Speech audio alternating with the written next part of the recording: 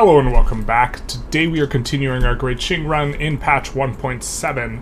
Last episode we kind of achieved a bit of a global dominance. Our power block is now very, very, very large. We're finishing, that is the Mr. 10 tickles block. Of course, how many tickles does it take to make an octopus laugh? 10.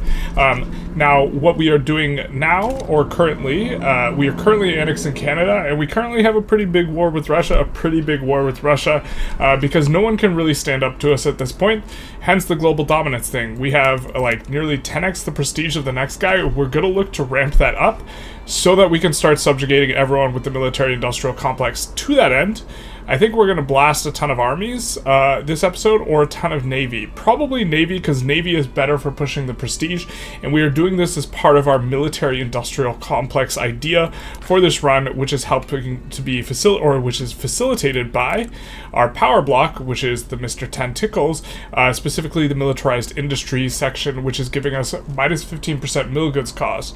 The idea behind doing this with Qing is the only country that has a special bonus that gives it minus military goods cost, and as you stack minus mil goods cost, it gets more and more effective. Now, we have to make the armed forces happy. We got to figure out some way to do that. The chances are communism is probably the best way to do it, because it's really easy to keep them happy if you go communism and then you have a vanguardist or communist armed forces guy. So we'll be kind of thinking through maybe doing that. Also, what happened last episode is I'm gonna give feedback to the devs on this. I think that this is not working as intended, but the modifiers in one of the things gives basically unlimited migration attraction. You can see over 2,000 migration attraction.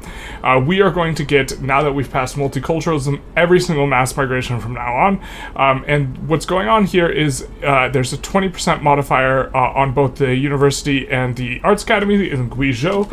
I'm pretty sure it's supposed to apply locally, but instead it's applying to our entire nation. And this is true for each of these. We are getting this from our freedom of movement principle. I think it's supposed to be just local. I think even if it's just local, this might be the strongest, if not, it's probably still like A or S tier in terms of power, the freedom of movement, because you're getting extra migration quota and extra mass migration attraction. I think that this quota overrides or effectively gives you plus 50% infrastructure, because infrastructure is what controls the incoming quantity, or maybe it also does it to the outgoing. But if we see here, we have a place where we have 3 million peasants, and we're receiving nearly 1 million pops a year because of a mass migration. Now, not every single state for us is like this. We still have to take into consideration the fact that cultural communities matter, and we just passed multiculturalism, but this is quite a bit of a vibe. So we'll be continuing on with this one, at least for some time. We might slot out or swap around some of these block things. We have 3 available mandates, so we could swap any one of these out if we want. We can't change our central identity pillar, but this is what we'll be continuing as, and we'll see if we can subjugate some more people. To that end, increasing our prestige through the military is going to be really valuable, because anyone who's a minor power or lower, we can subjugate. Anyone who's above that, we cannot subjugate. So this is one of the reasons why we now have Bengal as a protectorate, is because we can tick them below, mainly from them bankrolling us. But if we just doubled our prestige and annex a lot of the smaller countries, this effectively will lower everyone else's prestige, and we can continue on in that way. Alright, so we have the Spectre haunting the world, getting a ton of progress, mainly off the back of the fact that we have an enormous amount of radicals. Definitely not sure exactly what it is under the hood that's causing more radicals, but we do feel like there's more radicals in general.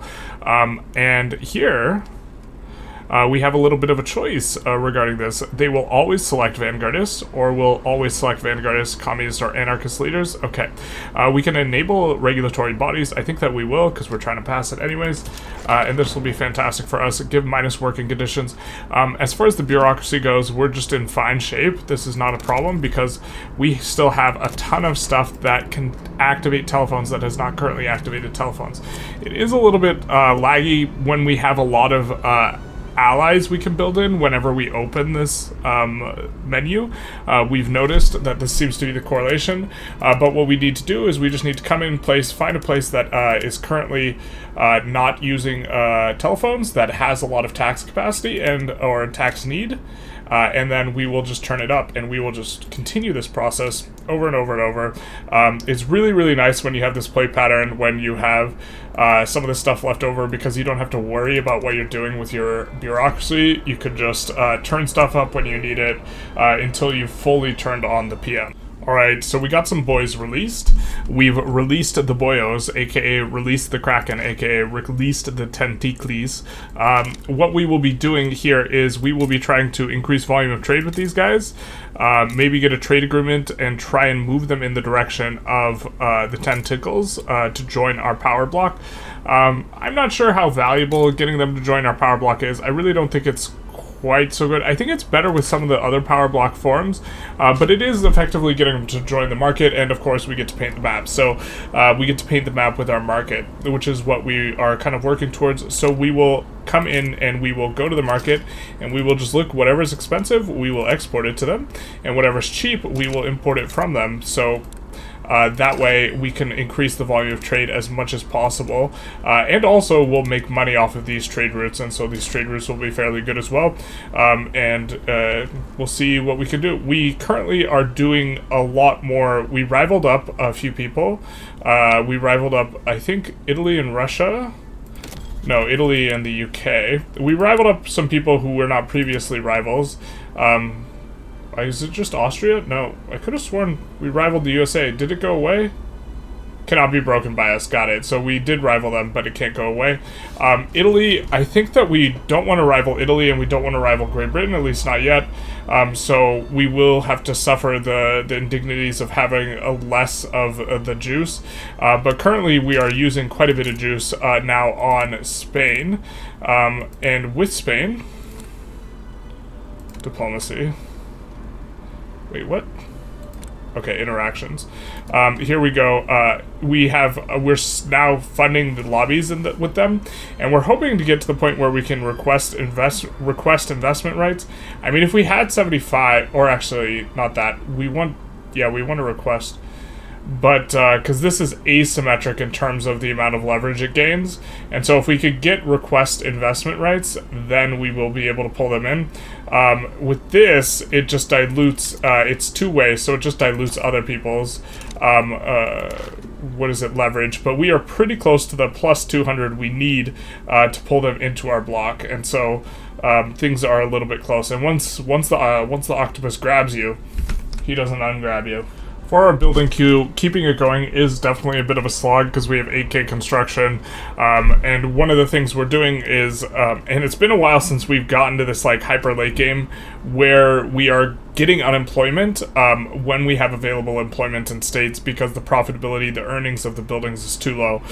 You get this by just having a ton of pops, and part of this is, part of the reason why we're in this scenario is because we have that absurd migration attraction, because if we take a look at our pop map, which we'll do in just one sec, we're just 50-1ing things, which is generally really, really strong. The value of a building between 20 and 30 is just super, super high because of how the math from throughput works, because when you build your 51st building, it's effectively 200% of a building because you're getting the 150% total building effectively with the 50% throughput from the 50% throughput from economies of scale, but also bringing all the previous 50 buildings, the 40 that are at 49 throughput up to 50 is effectively another 50% of a building.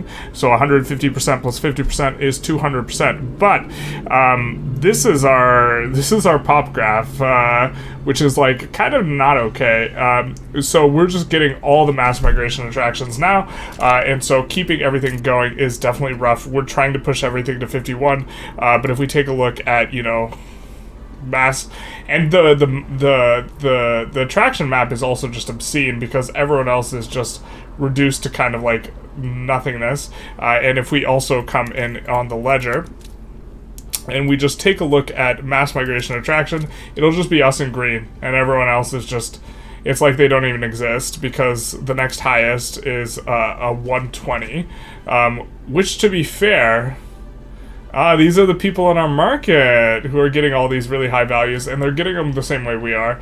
That's very intriguing. But yeah, if we take a look here, their attraction low at 90. Yuck. They are getting the same modifier that we are. We're just better at stacking it. We have more states. Very, very rough, but ooh, someone managed to get a mass migration other than us. It's wild. Or maybe it's some of the leftover ones. But you know, the amount of migration we're getting is just insane. Except here? Why is this going down? What the hell? You're getting a mass migration, my friend. This one's cranking off, though. Plus 1 million pops. You know, here, plus 620,000 pops. Mongolia, like, plus, yeah, this is just an insane amount per annum in a whole bunch of states, which is why even at 700 billion pops, we're getting pops this quickly. We might even hit like 1 billion pops by the end of the episode or something absurd like that. So we just finished the tech for scout cruisers. We're moving on to dreadnought and then battleship. But with scout cruisers researched, I think we added about 200 flotillas to the Navy, which is going to give us obviously a ton of power projection, and this is going to be a huge source of prestige. If we take a look, we can see just how much we're getting from the 400 we currently have Navy power projection. We're getting around 2k from that, so I wouldn't be surprised, especially because they're higher tier boats, to see this go up to 3k in its entirety. And as we increase the prestige, other people will decay down out of GPdom. We can see already that Spain has already fallen, Russia's fallen, of course Russia's fallen, we helped them out, and it's just kind of these two guys left, which makes it hard for us to get influence. So what we're trying to do is we're trying to annex some people, and we're trying to not add new subjects right now. That way we will have more influence to work with. We're also still trying to get Spain in. Spain's a little bit of a struggle. Belgium might be doable though, because Belgium is just now gotten to invitable. We have a investment agreement with them so we can invest in their nation, and so we'll invite Belgium in here. So the power block, the tentacles expand and the tentacles do be tentacling. We see that these guys are moving a lot closer in our direction, but they're kind of a little bit more sphered up towards Russia, unfortunately. We just don't have the Diplo to really do stuff, which kind of brings us back to maybe. So if we swapped over to external trade 2, what we would be able to do is we would be, okay, we would get trade route competitiveness, which is worthless, minus bureaucracy trading route cost, which, okay, we don't need that. But what we would get is influential trade centers, which give 2 influence per level, and they also give 25% migration attraction. But this is, oh, is this stacking absurdly too? I think this is stacking absurdly too. I don't even think we need this freedom of movement if we take external trade. If it's stacking stupidly just in the same one where every single one of our nations is going to get this from per trade center, then like this is super gratuitous. But this would give us a lot more Diplo to work with here. Why don't we, I think there's a chance that this is a mistake, but why don't we just click the button and see what happens. Okay, so now we have a ton of Diplo. Wow, that is a ton of Diplo. And, okay, we have 14 months till our next thing. But we could come back to La Paz, and we could, oh, we should have, they were at like 2k something before, and now, okay, we don't see a bunch of random 25s in here, right? We don't see a bunch of 25s from the trade centers, so it doesn't look super hyper absurd because the trade centers, it's not giving the same level of migration attraction. It looks like it's just giving it locally. So if we find Beijing, which to be fair, these things get, oh, we haven't even turned over the PM. 1 second. So we have to find trade centers. They should be at the bottom of this tab, or the bottom of urban, if I'm not mistaken. So we have trade centers. Now we could turn on influential. Okay, so it just automatically turns on, and it looks like it's probably just giving it locally. So we could take a look at Beijing, and I think it will be local. I hope it's local. That's really how all these should operate. Oh my god. My kingdom for remembering how the UI works. There we go. So if we see here, Beijing, we do have, well, look at that. Productivity just shot up, though. Just because our swap... That swap shouldn't shoot up the productivity, no? Why would this productivity shoot up? Unless our levels dropped as a result of not having the other one. It looks like our economy might have taken a little bit of a dip, too. So, that is very interesting. But now, I guess we have basically unlimited influence to work with, so that's something. So now we could really try and pull these guys in and really put kind of the screws in them. That way we don't have to try and... we could just fund their lobbies and bankroll them to our heart's content. And maybe this external one really allows you to wheel and deal a whole lot better, external trade. And maybe it's a little bit better, because now we could do all of this, and we have more than enough. Can't forget about Iraq. We, of course, do want to do that. And I think we're going to only go for the asymmetric agreements, the request investment rights on these, so we can try and pull them in the block. I think we're going to try and paint the blocks as much in our favor as possible. I think we could just go to war and like conquer everything, but we're not going to do that, especially because we could declare multiple wars at once now. I think we're just going to try and strong arm everyone, especially with this increasing prestige. Look, the prestige is up from the start of the episode. It was around 10k, maybe it was 11k, but it's up quite a bit. Okay, so it's looking like we're going to get Spain soon, because we got a agreement with them to have mutual investment, and we're just dumping a whole bunch of iron mines into their country right now. So Spain should be coming along. We got Belgium.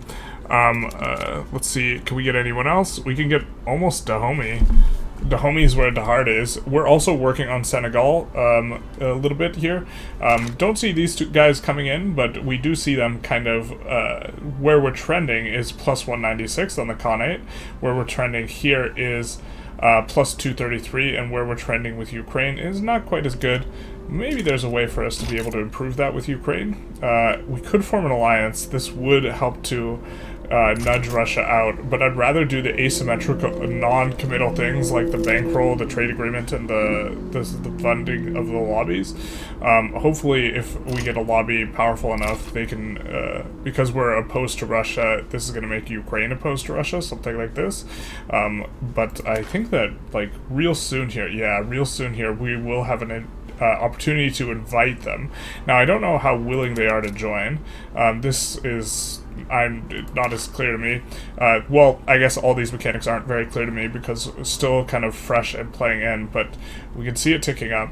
We also have the Paris Commune, comically, just in the middle there. I think they're just full released, and we are going after these guys ourselves. Oh, just kidding. Oh, yeah, okay, we are. Just looking to clean up South America. South America is almost completely taken over, except for...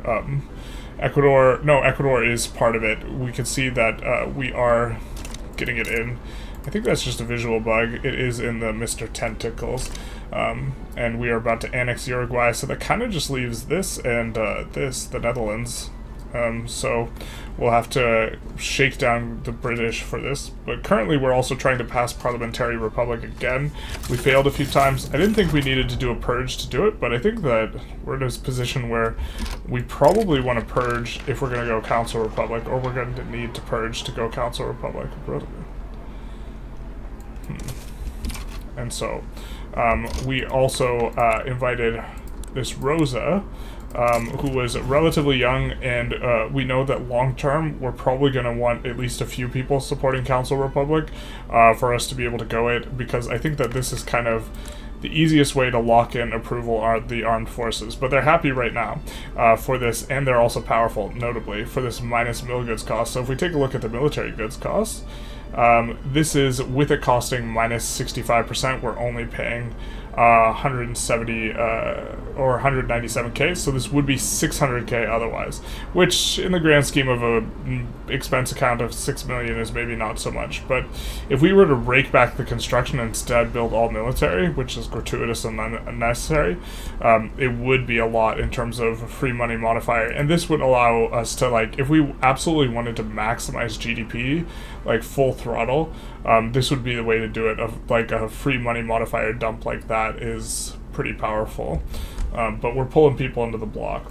It looks like we can pick up both Spain and Senegal here with the 100% chance. These triple dot, that means there's a chance one way or the other, and the thumbs up, of course, means what the thumbs up always does. So we'll take the triple dots here.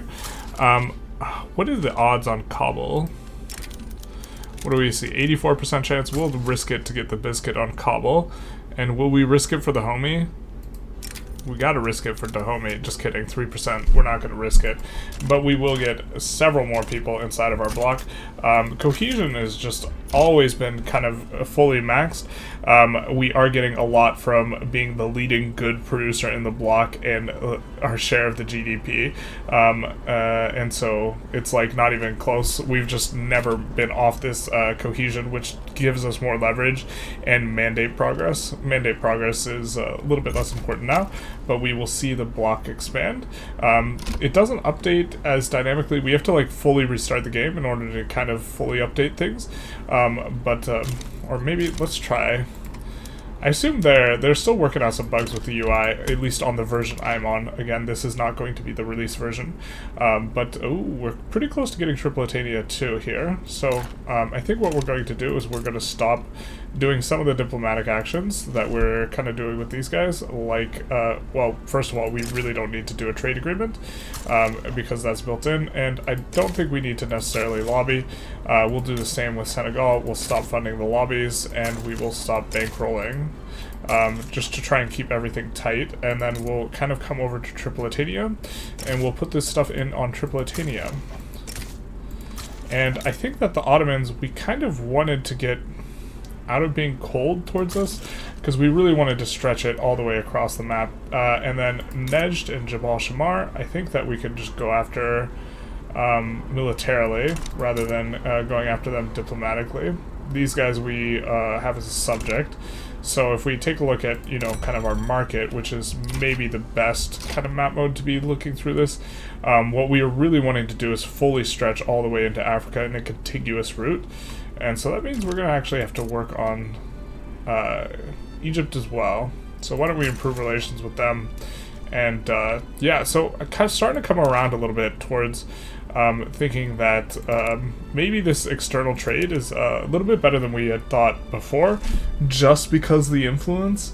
Influence is such a weird resource because it's often either really valuable or like really kind of worthless, but it's also giving us infamy decay.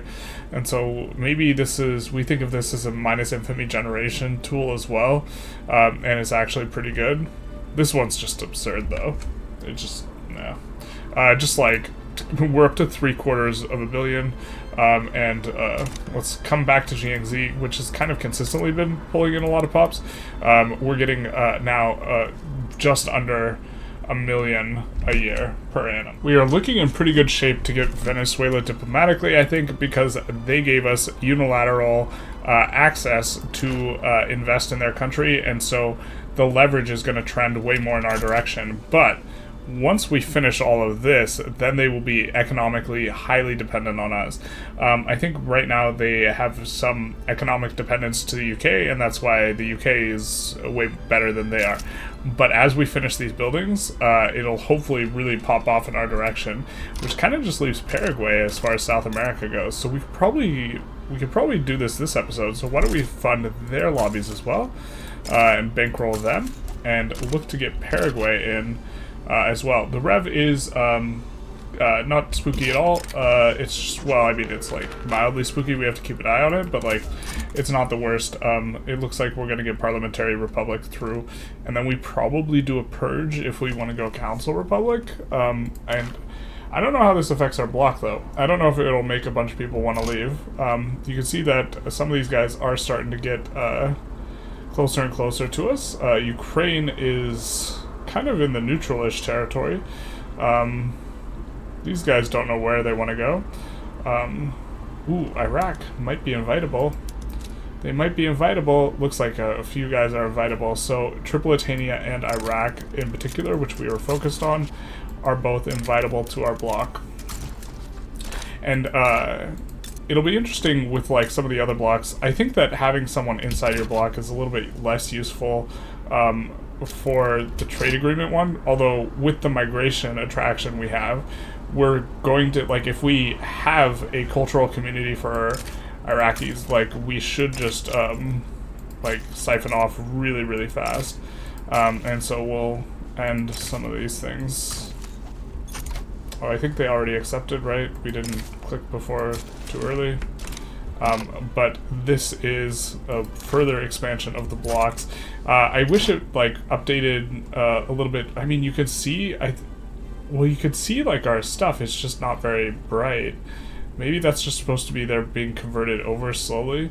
Ottomans still are, oh, they're in Russia's block. Interesting. Looks like Bukhara maybe would be willing to move in our direction, so we're going to start funding lobbies and bankrolling them as we just try and paint the map gold with our tentacles. Okay, specifically when navigating the construction menus, and I think it's because we have options where to build that are not in our nation. You can hear me clicking here. It is starting to get real choppy, so I'm not sure how much longer we can take the run, because just to kind of indicate this, and this might be fixed on release. You can see here, like, it'll gum out every time we swap over on one of these. This isn't too bad, but see here, we clicked, and it just takes forever to load in. We click pause, and it's not doing. Yeah, hell yeah, brother. So anyways, let's check in on the Venezuela, because we have been surely giving them a whole ton of stuff. They would come into our block, but why can't they accept? They're already in another block. Okay, so we have to get them out of the block somehow. Release them from the block, release them from their prison. Also, Ukraine giving us investment rights means that we get to just crunch in there and just build a bunch of stuff, and then this will give us an enormous amount of leverage on them. So we're just gonna, blast out the wood, and then probably blast out the iron. We're kind of running out of iron ourselves, and so if we just crunch out the iron and the wood, we should be in pretty good shape here, I think. We gotta move all this to the front of the queue, but also we can check Ukraine's, because it's using their own local construction, we can see what companies they're using. Looks like they're using a wine company and a clothing company, and I think that they do have some states with bonuses here. So they have agriculture and plantations in Kiev, but that's not a wine. Why are you using the wine? Okay, well, they're using the wine companies, so we could blast this here. Also, this will potentially cause unemployment and cause people to leave and migrate to our country, so this is all kind of works out for us. Another thing that we noticed, that pretty funny, we went to annex Argentina, and then it was like 50 infamy, and I was like, oh, well, that's way too much infamy. Why don't we force them to swap to no migration controls? They don't have the party in for it to be good. Okay, so we won't. But look at their pop graph. You could tell what happened to their pop just as soon as we got multiculturalism. Oh my god, please lock the pop. Okay, just as soon as we got multiculturalism, they went from just absolutely cranking and stanking to just thunk. They're falling off a cliff, boys. Their population is going down, so eventually they will get much, much cheaper to annex, but they were doing quite well in the immigration game. That is, of course, before, before we had a mass migration attraction of 2,500. Now, these guys have like 150 and 130 and 96 and 87. They have that much, partially because of the block as well, because of the freedom of movement giving increased exchange. But this shouldn't apply to like the entire nation, and I don't think it's supposed to. 40% is 40% everywhere, in addition to extra 50% mass migration attraction. I already think this is really strong without it like giving 2,500. So Russia's kind of stepping into it by decking on Kazakhstan, whom we sided in exchange for them becoming our subjects. So now Kazakhstan is a subject, and they're also going to get a couple extra territories, which is going to be nice. It's looking like Ukraine might be just a little bit outside of our grasp, because we've lost our arrangement with them, and we're not trending towards 200 here. So that is a little bit unfortunate, but we might have a little bit of a consolation prize here. Let's just get this landing in. Let's get this landing in with some big boy. We are also, we managed to get Yakutia into our power block. Visually, it doesn't really show, but it is part of the tentacles, the Mr. Tentacles. And then we are trending towards being able to get Mexico, because they asked us for an agreement to be able to invest in their territory, and we just blasted everything up way high. You can see here everything that's in orange is stuff that we've built, and it's a whole lot of mineral resources. Now, to be fair, kind of collapsed prices there. I think they're inside. Oh, they're just a Mexican market. Okay, well, in that case, we'll need to fix their prices of everything, because we've basically price dumped everything that we've added a whole bunch of. Is going to get really cheap, and also if we add like a bunch of things, plantations that require engines, it'll make engines expensive. You'll see some very wonky stuff happening to their orders. Or like, for example, look at this, the iron price just collapses, so we can import it, and then we can export it to someone else. It's called arbitrage, and then keep doing this type of thing. I think that, yeah, this was already collapsed, but we can import it now pretty well, and this will help to increase the GDP value of all the stuff that we built by putting in these trade routes, which should give us even more leverage over them, because it's based on GDP amount, and so the bigger the balance, the better. And so what we'll want to do is, if we built a bunch of wood, we actually want to import a bunch of wood into our market to try and get Mexico before the end of this episode here. So it looks like we'll be able to get Ukraine anyways. We also got Mexico, so everything's coming up Millhouse, as it were. We won the war with Russia, but they didn't full enforce, so that was a little bit unfortunate. Coming in here, Ukraine is willing to join. We see a few that are maybes. Switzerland's also willing to join, but POG. Brunei had the unfortunate, they revved while we were annexing them, unfortunately. This is such an obnoxious thing, but the Rev, of course, doesn't get annexed because they're separate, and so we either have to border gore. So, yeah, we might accept them in, or we might not. I'm not sure exactly, but we get Ukraine in. We got these two in, and we got Mexico in, and we also got, in this episode, we also got these guys in as well. I think we got like 5, 6, or 7 people into our block. Really painting everything kind of golden here with the color of tentacles, and so that's kind of mostly what we did this episode, is really focused on expanding this thing out. You really get a lot of with the extra Diplo that we got from slotting in external trade 3, we were really able to kind of push this a lot. Now, to be fair, it's relative to what some of the other central identities can do to abuse their members. The fact that we're getting guys in easier with into a trade league or whatever is kind of not as strong as what some of the other things can do, but it's still pretty good. And so, however, the increased trade routes we put in have started to slow the game down, so we are starting to experience some chops. One of the ways you can kind of improve... Wow, will these trade routes removed ever go away? One of the ways you can kind of try and improve performance is actually to delete a whole bunch of trade routes, and to be fair, all these trade routes being removed from... Mexico and the like is actually makes this a little bit faster than what it was before, but I think we maybe have one more episode in us. We're probably going to do 2 things at the start of next episode. One, we'll sink our battleship. No, we'll get battleships, and we'll also get Parliamentary Republic, and so I think we'll be in pretty good shape. We have losses from nationally owned buildings. I think some of these are overseas, to be fair. But the goods for military buildings, we see that we're paying out quite a bit on these. We have most of our army actually mobilized here at this point, and we are still getting a minus 65%. So this would be, or I think we are. Are our armed forces happy with us? Our armed forces aren't happy with us.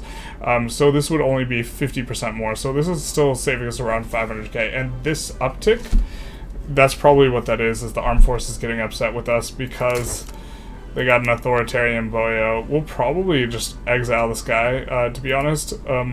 I think we'll save that for next episode. Yeah, this episode we focused on expanding our bloc.